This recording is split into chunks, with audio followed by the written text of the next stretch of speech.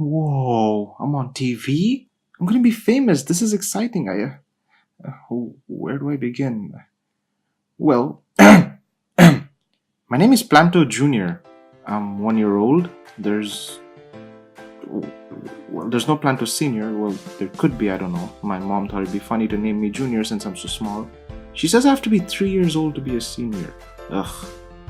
Anyways, this is where I live. Where we live. Me and my mom.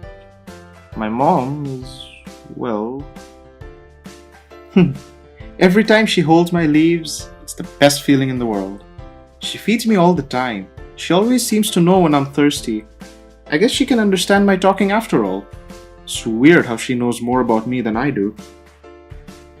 She even leaves me on the shelf by the window every now and then, for, sunbathing. I've tried telling her that I get bored when she leaves the house, and I want to see and feel more. She tries her best to keep me happy. Every day she takes me to a different place, like a different city, each a little different than the others. She says changing rooms will make me less bored.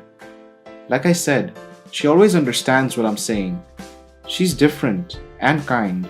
That's why I love her, and she's the best in the whole wide world. And through the windows, I see a whole other world.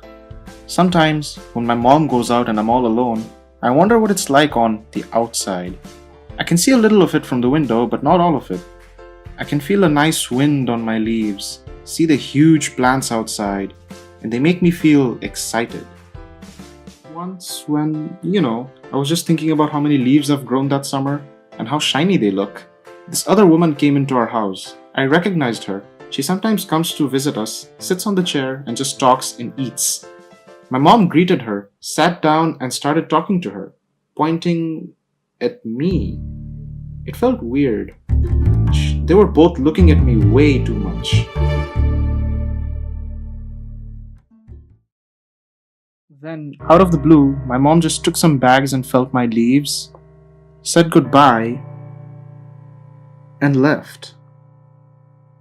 Well, after that, I found myself in the hands of the other woman.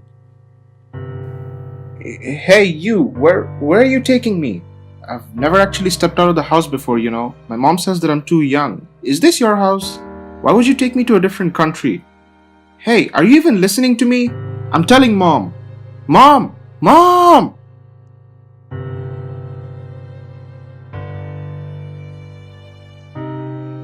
Hey, ow! Whoa, this is new.